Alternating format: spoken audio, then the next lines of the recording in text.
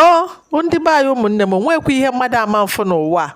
O nwe ụfọdụ ihe ị ga-afụ isi ihe a o mere eme ihe a, mana o mecha ụwa anụ nwe ụfọdụ ihe na-emezi na ị na-eche na o meghe eme mana o mee. Ihe a unu na-ene n'ebe a bụ gịnị? Nwaanyị bi mba ofesi, di ebikwana na Naịjirịa. O wee sị kedu ihe ọ ga-eme ka utu die wee na-anọ ofu ebe. Ndị be anyị mụ ihe o mee.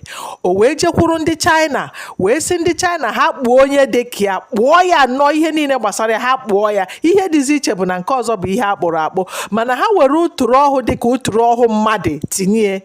Ọ ga-abụ mgbe di ya ga na-eme atị akịrịwa ka ọ dịkwa ka ọnyanwụ, ebe ọ bụ na ya na di ya ebikọ ha ọnụ.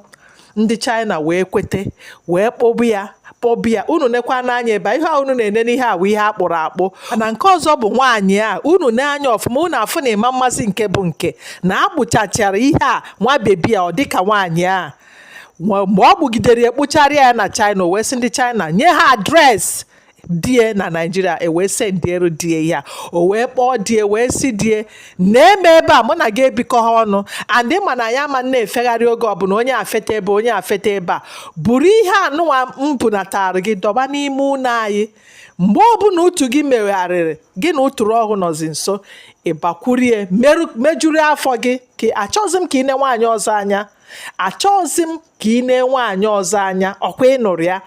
Were nwa bebi a n'ọmụnwa, were n'ọmụnwa emekwuru uturu ọhịa ọ dịka nke mmadụ. So ịma nsịzi na ị na-ene nwaanyị ọzọ anya, n'ezie m na nnọ gị nso ebe a. Ndị be anyị onwekwa ihe mmadụ ama mfụ, ihe a bụkwa eziokwu. Onweghị ihe mmadụ ama mfụkwa n'ụwa. Gị nwa na-ene n'ihe a bụrụ nwoke, nwunye gị butere gị ụdị ihe a, kedu ihe ị ga-eme? Biko, ebe ọ bụ na gị na ebikọ ha ọnụ, ị ga-ekwete wee na-arịgo nwa bebi ya enu ka ọ na-ema nkwete? Gị nwa bụkwanụ nwaanyị na-ene n'ihe onyonyo a, ị ga-anọkọta chere echiche isi ka ị mee ụdị ihe a, ka ị kpụọ onwe gị bunatarụ di gị mgbe ọbụla ahụ ya megharị ka o jee mee gịnị? Ka o jee rigoro nwa bebi enu na-echezi nọọ gị nwa. Biko, ka ihe unu che na ihe onyonyo nwekwa ihe mmadụ ama mfụ. O nweghị ihe mmadụ ama mfụ n'ụwa a. Biko, n'ụwa nke a ọ dị egwu.